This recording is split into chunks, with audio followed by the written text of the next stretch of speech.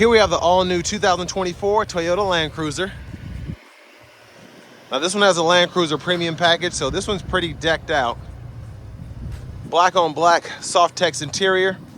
And this one does have the iForce Max powertrain, so we get a 2.4 liter turbocharged hybrid engine, made it to an 8-speed automatic transmission, and that gets you 326 horsepower and I believe 465 pound-feet of torque, so a lot of low end there.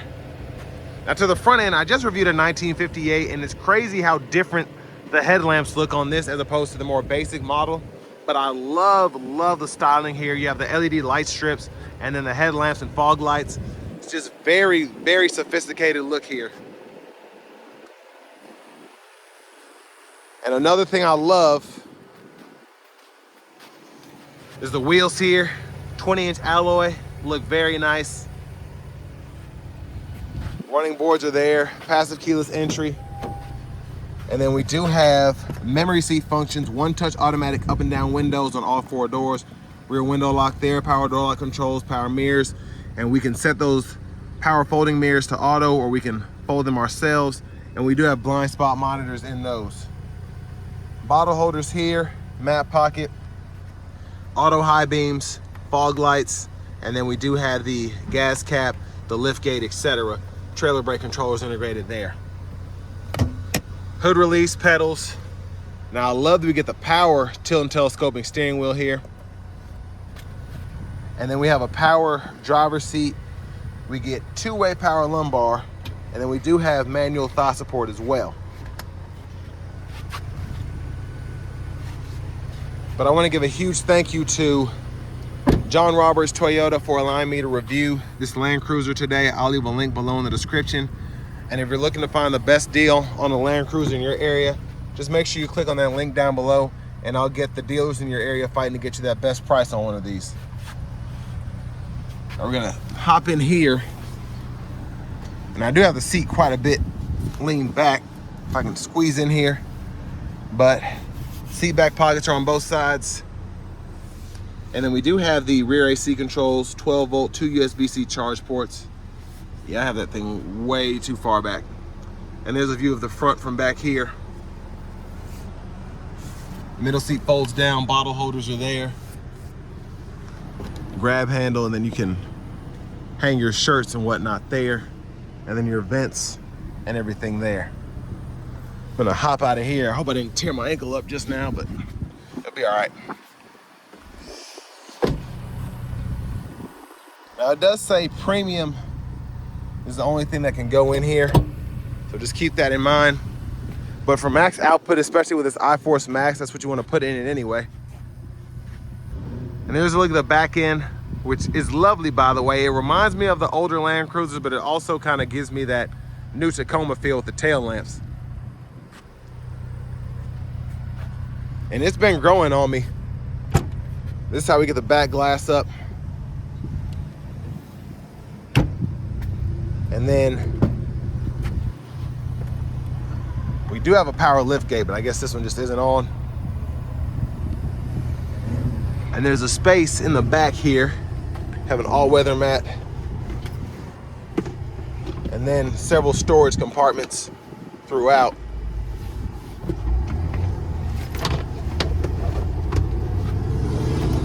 And then we do have bottle holders back here, USB-C charge ports, and an additional storage pocket right there. And then we have our top tethers right in there for the car seats. And there's also a 3-prong 120 volt. And there's the button to close the hatch. But again, I don't know why that's not working right now, but quick look underneath, exhaust, and there's the spare tire.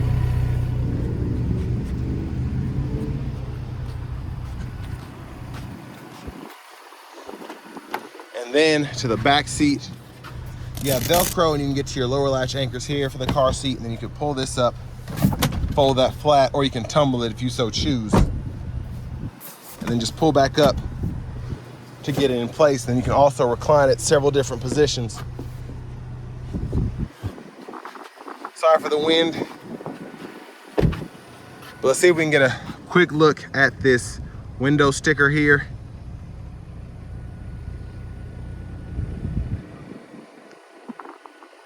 So this does, again, have the premium package. So the JBL system, the moonroof, heads-up display, and all of that is included. And this sticker is right at $69,909.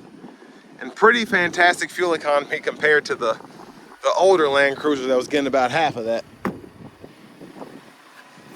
And then here's our front passenger seat, which is power. A lockable glove compartment.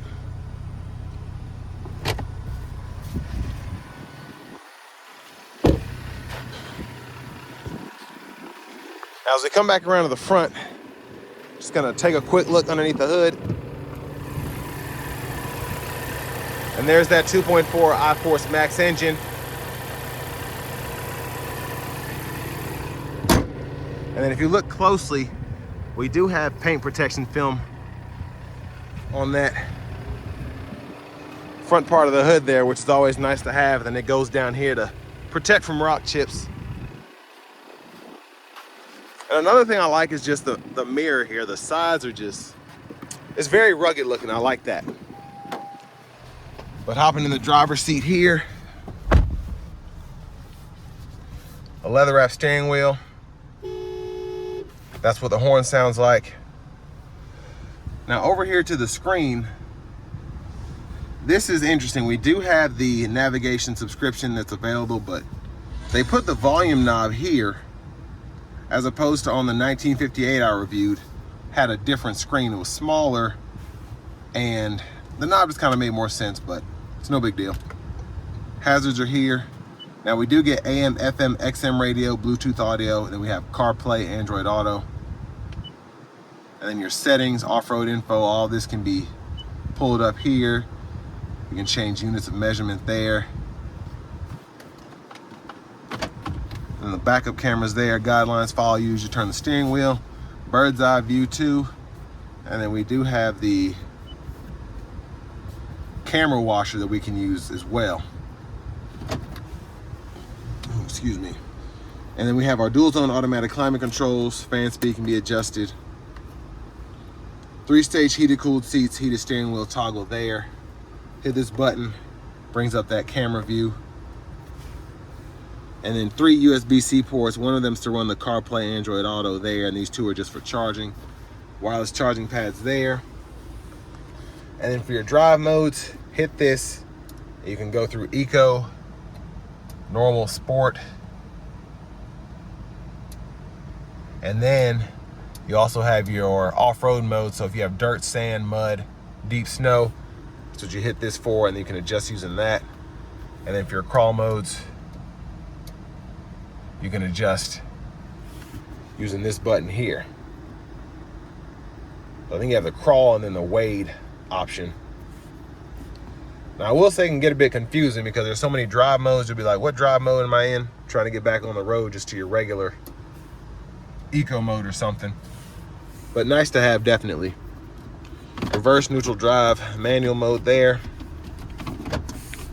And then we have our electronic parking brake here, automatic brake hold there, 4-wheel drive controls, and then differential locks for the center, rear, traction control, and then we do get the stability bar there, or stabby bar, whatever you call that thing, whatever they want to call it, but it's supposed to help with your stability. Only thing is I don't know how to turn it off. And then bottle holders are here. Center console cubby space, we can turn this into a cool box. Rear camera mirror, garage door transmitter. And then our sunroof controls are right here, and we can slide or tilt. And we can slide one touch there.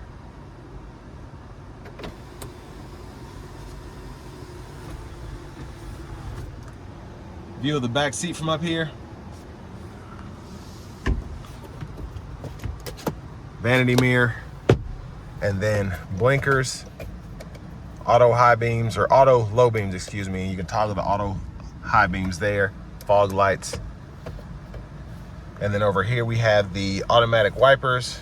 So for that, One time off, auto low high. We can adjust that auto sensitivity. Rear wiper there, push back for the rear wiper fluid, pull up for the front. And then over here, Bluetooth, when your phone's hooked up, these 4 arrows go through the gauge cluster here. So we can go through our settings, views, all of that. And then when I hold the OK button, I can fool with what's on either side, what's in the middle, so on and so forth. So a lot you can do here. And then you also have that heads-up display right there. But volume can be adjusted here, voice recognition, and then with the safety settings 3.0, we can activate when everything's on there. Lane tracing assist, toggle which drive mode, whether it's adaptive cruise or just standard, set the speed, track list or radio station presets are toggled there, and then the audio sources are toggled right here. It's quite a bit on this one. But tow haul mode down there, push button start. Finally, here's the key fob. But next, let's go ahead and take this 2024 Toyota Land Cruiser out on the road for a test drive. So starting the test drive in the new Land Cruiser, with this one being a premium, I mean, it's very decked out. I think the premium package is worth the money right off the top. Having the different screen, having the heated cooled seats. Of course, you get the standard Safety Sense 3.0, but just all the driving features that come along with this, I think is worth the money. Now the 1958 is a more basic model that still has a lot that comes with it, but I would just pay the almost 70 grand and get this one as equipped with all the features it has.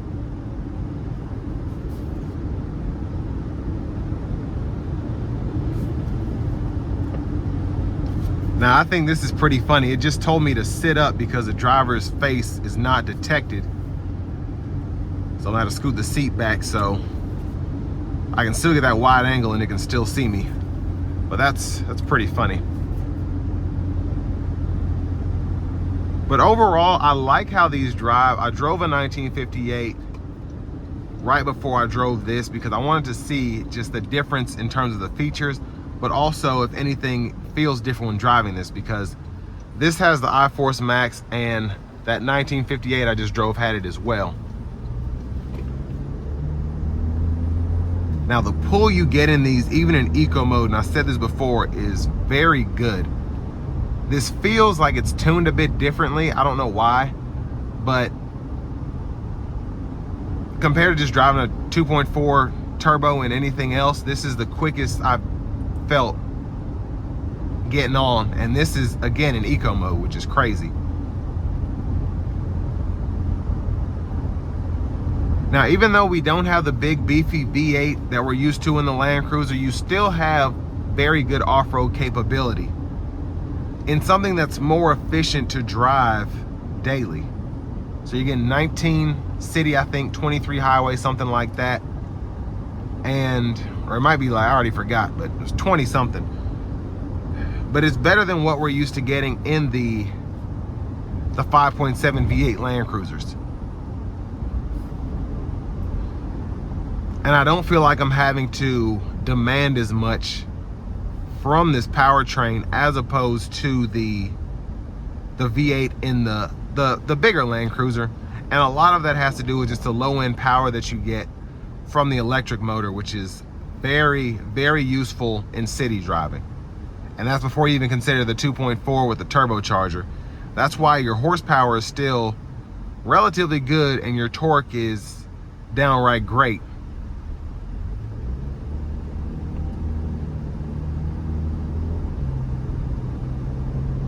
Like having the settings, like I said earlier, in the walk around. Tire pressure monitors are right here. I can adjust if I want to see the engine temperatures or if I want to see the turbo gauge there. But overall, I'm really liking just the visibility in here, and that's before the rear camera mirror. You have the blind spot monitors, the nice long windshield, and the hood is down, and even though it kind of curves up on the sides, the middle part still slopes where I can see very, very well in front of me.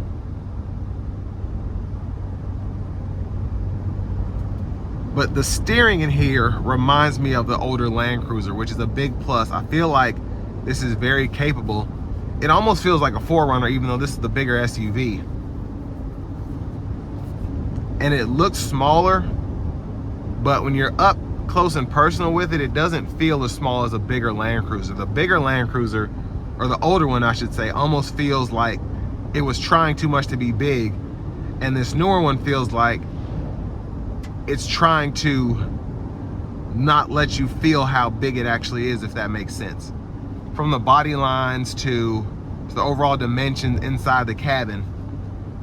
There's tons of space in here, even though I'm 6'3", and there's a sunroof above me. Several inches of headroom. The seats are wide enough for my wider stature. Tons of space for my legs underneath the steering wheel.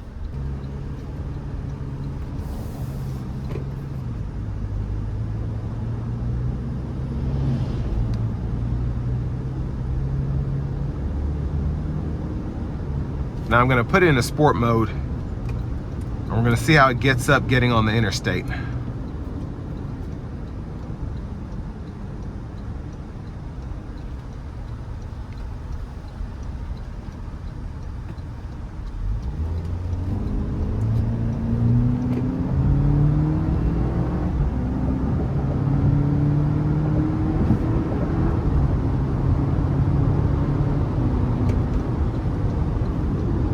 So pretty impressive, again, with 465 pound-feet of torque.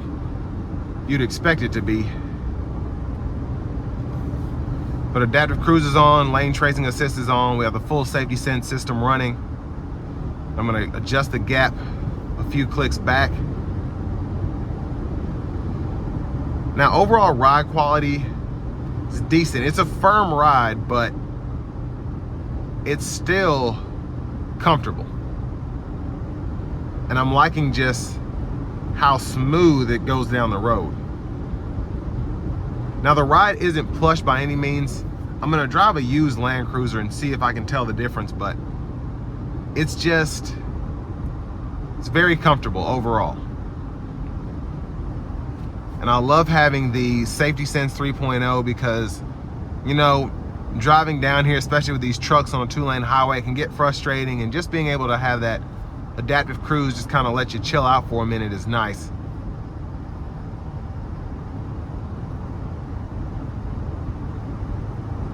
But I think for the money, I feel like this is a very good buy if you're looking for something that's a 98% daily driver, and then if you need to tow with it or you want to go off-road with it, you can. Now with all this newer technology, it's probably easier to mess up the lane tracing or get a camera to not work or whatever, but again, if you're careful with it, as you should be with the vehicle anyway, you won't have issues driving one of these, I don't think. But I want to give one more thank you to John Roberts Toyota for allowing me to review this Land Cruiser today. Again, I'll leave a link below in the description. And if you're looking to get the best price on one of these in your area, just click on that other link down below, and it takes a minute to fill out that info, and we'll get the dealers in your area fighting to get you that best price. Because here at John Roberts, we still have, I mean, these are very rare, so there's still a little bit of markup from the dealer on them, but if you want to come in, work a deal on it, you can.